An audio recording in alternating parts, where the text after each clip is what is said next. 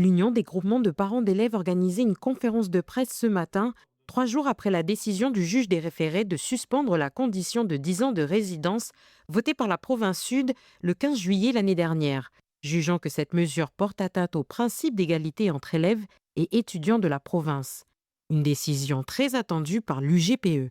C'est une satisfaction, mais en même temps, on se dit qu'on aurait pu quand même gagner beaucoup plus de temps et puis, arriver quand même à discuter avec, l'exécutif de la province sud. Alors dans l'immédiat, ça ne change rien.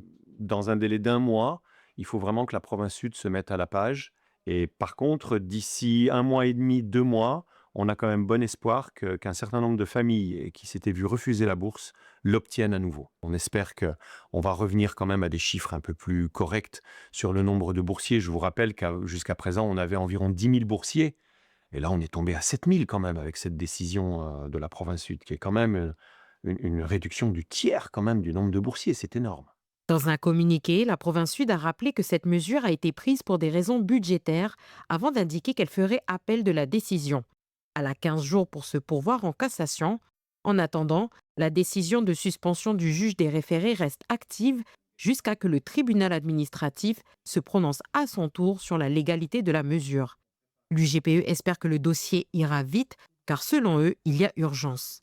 Dans les établissements scolaires, ça devient de plus en plus difficile pour les familles, de pouvoir payer la cantine, de pouvoir, payer l'internat. On est arrivé à des situations où les familles demandent, le fonds social lycéen ou le fonds social collégien parce que vous avez des parents qui ont tous perdu leur travail. Ça m'est arrivé de voir des jeunes qui ont été, refusés de manger à la cantine parce que les parents n'ont pas payé. Donc ça devient, oui, difficile pour eux et puis, pour nous, en tant que parents, ça nous fait mal de voir des enfants qui sont dans ces situations-là. La province sud a un mois pour se mettre en conformité de la décision du juge des référés.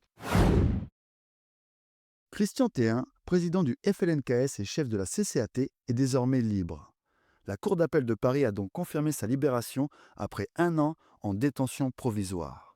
D'après l'article du Monde paru ce jeudi 12 juin, les juges d'instruction chargés du dossier des violences de mai 2024 ont estimé qu'il n'y avait pas lieu de maintenir en détention les 5 responsables de la cellule de coordination des actions de terrain, malgré l'appel du parquet. Libéré, Christian Théin reste désormais placé sous contrôle judiciaire, avec interdiction de se rendre en Nouvelle-Calédonie et d'entrer en contact avec toute autre personne mise en cause dans cette affaire. Toujours selon le journal du Monde, je cite, « Reste à savoir quelles conséquences aura cette décision sur le climat politique en Nouvelle-Calédonie. » Cette annonce a suscité de vives réactions dans les classes politiques locales. Il y a 5 jours a débuté la troisième conférence des Nations Unies sur l'océan à Nice. 125 nations y sont représentées, dont 93 chefs d'État et la société civile, autour notamment de 3 priorités: renforcer et mieux diffuser les connaissances liées aux sciences de la mer, permettre l'aboutissement des processus multilatéraux liés à l'océan, mobiliser des financements pour conserver et exploiter de manière durable ces ressources. L'un des objectifs annoncés est de protéger 30% des écosystèmes marins dans le monde à l'horizon 2030. Les scientifiques et peuples autochtones réunis à l'UNOC font également porter leur voix en proposant des pratiques moins invasives pour accéder aux ressources. Le document publié à cette occasion par le Sénat coutumier et les 8 terres coutumières en est un exemple. On y retrouve une vision autochtone de l'océan où l'homme et la mer sont dans une relation sacrée et durable, à l'image de la vision polynésienne et plus largement océanienne. Pour nous, c'est clair que l'État affiche des ambitions où elle souhaite intégrer justement les savoir-faire autochtones dans la gestion. Donc, ça va dans le sens du travail qui se fait depuis 3 ans déjà à travers la vision kanak de l'océan en Nouvelle-Calédonie. Et pour nous, c'est important qu'au plus haut sommet de l'État, on connaisse ce mécanisme qui est là depuis 3000 ans quand même. Et puis, euh, important pour nous que l'État soit partenaire aussi de ce désir du peuple kanak d'intégrer la gestion du parc de la mer de Corail. Pour Jérémy Katidio-Monnier, membre du gouvernement en charge du développement durable, de l'environnement et de la transition écologique présent sur place, il est nécessaire de renforcer ces coopérations. Nous faisons aussi preuve de discussion et de négociation avec d'autres partenaires pour alimenter le fonds de conservation de la mer de corail qui vient tout juste d'être créé avec nos voisins australiens, avec nos voisins vanuatais, salomonais, papous, fidjiens, avec la CPS, avec le PROE, avec l'IUCN, Trans et Pacifique, qui sont tous là. Et c'est pour nous l'occasion aussi de montrer toute la qualité du parc marin de la mer de Corail, toute la qualité de cette gestion qui allie à la fois usage raisonné des ressources marines, mais aussi conservation. Donc c'est pour nous essentiel d'être ici. C'est aussi l'occasion de rencontrer les grands philanthropes. La Calédonie connaît aujourd'hui de grandes difficultés économiques et c'est pour nous aujourd'hui l'occasion de trouver des partenaires pour continuer à développer, continuer à étendre les réserves de manière raisonnée, toujours basée sur la science, mais avec des moyens pour s'assurer que cette protection est mise en œuvre de manière correcte. À la fin de cette troisième conférence des Nations Unies sur l'océan, une liste d'engagements volontaires de la part des parties prenantes sera adoptée et composera les accords de Nice. J'ai décidé de faire une grève de la faim. Oui, une grève de la faim jusqu'à ce que la décision, en tout cas du gouvernement, revienne sur les 30 nautiques. La fronde des Hakaiki envers le président Brotherson enfle. Les conditions d'application des AMP aux Marquises ne correspondent pas aux promesses initiales.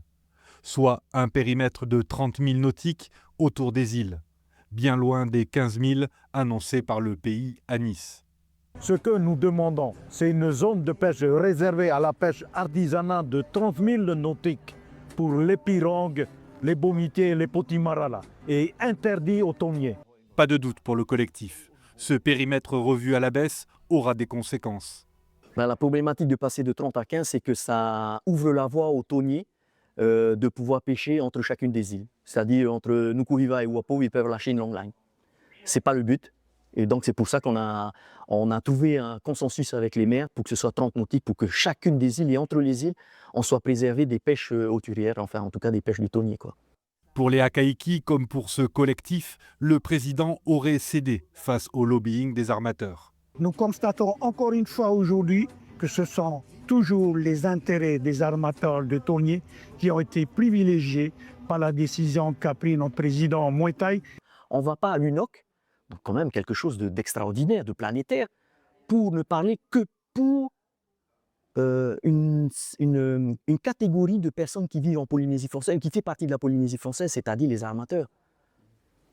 Ils parlent au nom du peuple aussi, ils parlent au nom de la population, de la volonté des maires, de la volonté des pêcheurs côtiers. On nous a oubliés. Si cette grève de la faim est annoncée comme un geste ultime pour se faire entendre, le collectif attend le retour des Hakaiki pour les suites des actions à mener. 1984. La petite ville minière de Thio, en Nouvelle-Calédonie, est encerclée par un groupe armé. À sa tête, un ancien instituteur de 38 ans. Il s'appelle Éloi Machoro.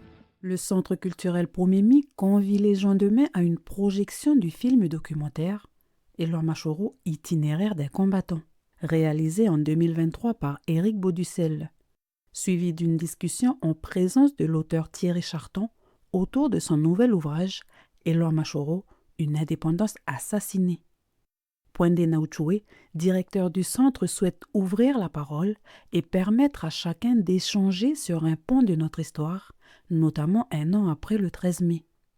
Nous, on a voulu la raconter là, parce que c'est le moment où, voilà, comme on le disait tout à l'heure, on a besoin de parler, on a besoin d'échanger.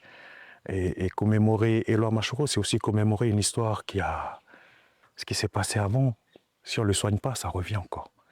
Les soigner comment? Par la parole, par le partage. C'est pour ça que demain, on a envie de projeter l'histoire pour qu'on ait une autre vision de ce qui se raconte. Et puis en même temps, de raconter l'histoire en partageant l'ouvrage de l'auteur qui sera là demain, pour que les gens aussi aient une autre compréhension des choses. Comme ça, en même temps, c'est aussi l'espace sur lequel on pourra discuter, échanger, parler. Laisser la parole se libérer et puis dire les choses comme elles sont. La projection du film documentaire débute demain à 9h.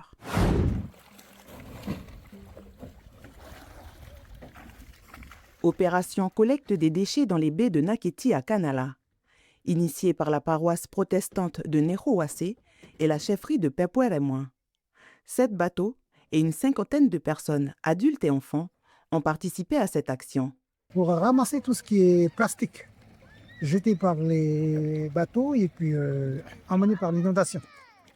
Effectivement, on avait fait déjà une opération en décembre et une deuxième aujourd'hui. pour compléter le travail qu'on avait déjà commencé. Donc il reste encore beaucoup de choses à ramasser encore. Il y a encore des baies à nettoyer. Et la Bible dit qu'il faut entretenir la création des dieux. Les poches poubelles sont chargées dans les bateaux, puis transportées jusqu'au wharf de chargement de la mine Gemini. Les déchets sont ensuite acheminés jusqu'à l'installation de stockage des déchets de Canala. Dans ces ordures, le plastique prédomine, suivi de près par les caoutchoucs des pneus de voiture. Cette action vise également à conscientiser. Je demande à tout le monde de garder propre la nature. C'est plus important. Déjà sensibiliser les enfants à garder leur environnement. Déjà, comme c'est. On va sensibiliser aussi les chefferies qui sont aux alentours pour faire aussi de même. En 4 heures de collecte dans plusieurs baies, environ 90 poches poubelles de 150 litres ont été prélevées. L'action sera renouvelée au mois de décembre, en période de vacances scolaires.